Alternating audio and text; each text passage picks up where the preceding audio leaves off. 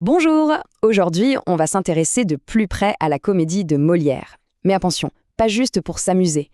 On va carrément la décortiquer pour voir comment elle fonctionne. Parce que chez Molière, le rire, c'est une véritable machine, conçue avec une précision incroyable pour critiquer la société de son époque. C'était ça, en fait, la grande mission que Molière s'était donnée. Il voulait que la comédie soit comme un miroir pour montrer aux gens leurs propres défauts. Dans Le Malade imaginaire, par exemple, il s'attaque à l'arrogance des médecins, à l'hypocrisie, à l'égoïsme. Et son arme secrète pour faire ça, eh bien, c'est le rire. Alors, comment elle marche, cette fameuse machine à rire? C'est simple. Imaginez que Molière, c'est un artisan du rire. Et comme tout bon artisan, il a une boîte à outils, remplie de techniques super efficaces. Ce qu'on va faire ensemble, c'est ouvrir cette boîte et regarder de plus près ces 4 outils principaux. Voici notre programme. On va commencer par le comique de mots, puis on passera au geste, à la situation et pour finir au comique de caractère. À la fin de cette analyse, vous devriez avoir toutes les clés pour comprendre la mécanique du rire chez Molière. Allez, c'est parti. On commence avec le premier outil, le comique de mots. Comme son nom l'indique, c'est tout ce qui est drôle dans ce que disent les personnages. Le choix des mots, leur manière de parler, les répétitions, c'est souvent la forme de comique la plus directe, celle qu'on remarque tout de suite. Molière adore se moquer du jargon. Vous savez, ce langage un peu compliqué que seuls les experts sont censés comprendre. Dans la pièce, les médecins ne l'utilisent pas vraiment pour soigner. Non, ils s'en servent surtout pour avoir l'air intelligent, pour impressionner, et pour avoir du pouvoir sur le pauvre Argan, qui lui ne comprend absolument rien. Et voilà un exemple parfait.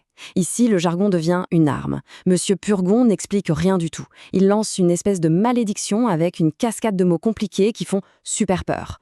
Le rire, il vient de ce décalage total entre le sérieux du médecin et la panique d'Argan face à des mots qu'ils ne peuvent même pas prononcer. Ah, et ça, c'est un autre outil génial, la répétition. Quand Toinette, qui est déguisée en médecin, répond «le poumon» à tout ce que dit Argan, elle se transforme en machine, en automate. Cette réponse mécanique, c'est une parodie parfaite des vrais médecins de l'époque, qui avaient eux aussi leurs obsessions et leurs diagnostics tout près. Le personnage perd son côté humain et devient une sorte de marionnette comique. Donc, si on résume ce premier compartiment de la boîte à outils, pour le langage, on a le jargon pour se moquer du pouvoir, le pédantisme qui ridiculise le faux savoir, le faux latin pour parodier la science, et la répétition qui transforme l'homme en machine. Plutôt efficace, non? Allez, on passe au deuxième outil, le comique de geste. Là, c'est le comique visuel, ce qu'on appelle aussi la farce. Les poursuites, les chutes, les déguisements. Ici, c'est le corps qui parle, et c'est le corps qui nous fait rire. Ça, c'est la contradiction comique par excellence. Argan passe son temps à nous dire qu'il est mourant, qu'il est faible, mais à la seconde où Toinette le met en colère, il trouve une énergie incroyable pour lui courir après, un bâton à la main.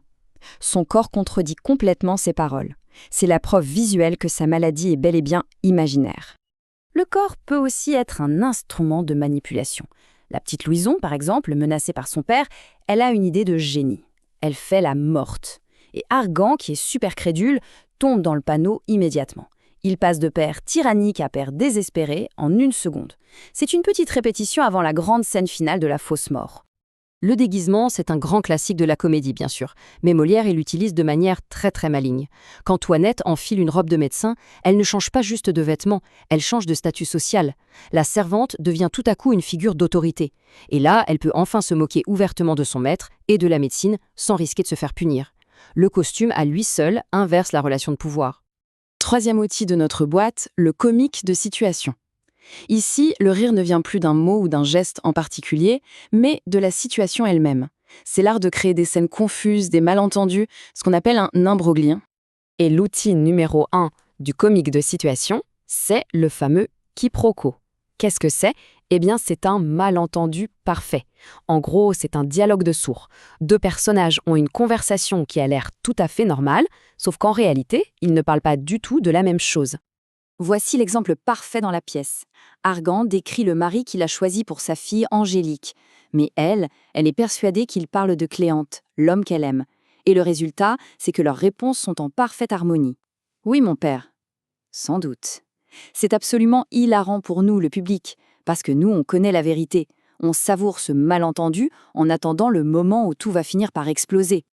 Molière adore aussi une technique qu'on appelle la mise en abîme, ou plus simplement, le théâtre dans le théâtre. C'est quand les personnages eux-mêmes se mettent à jouer la comédie.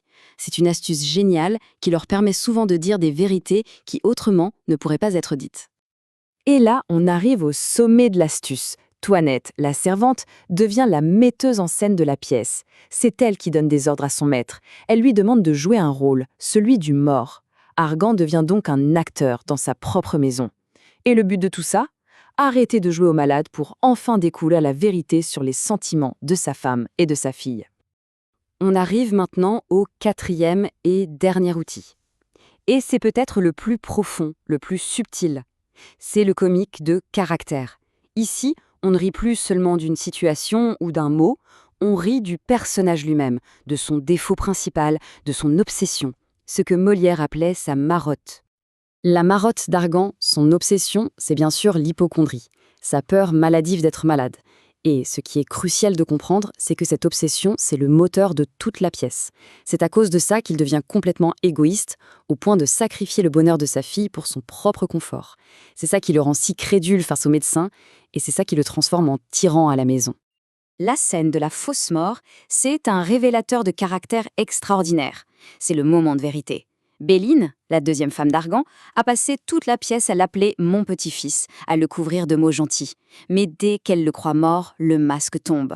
Et on découvre sa vraie nature. C'est une femme hypocrite qui n'est intéressée que par l'héritage. Et voilà, nous avons exploré les 4 grands outils de la boîte de Molière. Maintenant, on va juste résumer tout ça pour que ce soit bien clair. Pour récapituler, il faut juste se souvenir de ces 4 catégories. Le rire peut venir des mots, avec le jargon et la répétition. Il peut venir des gestes, avec la farce et les déguisements. Il peut naître de la situation, grâce au quiproquo. Et enfin, il peut venir du caractère des personnages et de leurs obsessions. Mais le point le plus important, c'est peut-être celui-ci. Ces outils ne sont pas juste valables pour Molière. C'est une sorte de grammaire du rire universelle. Si on observe bien, on retrouve ces mêmes techniques partout. Dans les films, dans les séries, dans les stand-up d'aujourd'hui. Molière a, en quelque sorte, écrit les règles du jeu. Alors, pour terminer, je vous lance un petit défi. La prochaine fois que vous regarderez une comédie, au cinéma ou à la maison, essayez de jouer au détective du rire. Essayez d'ouvrir cette fameuse boîte à outils et d'identifier les procédés. Est-ce que c'est un quiproquo, un comique de répétition, un personnage qui a une marotte bien visible? Vous verrez, la comédie n'en sera que plus intéressante.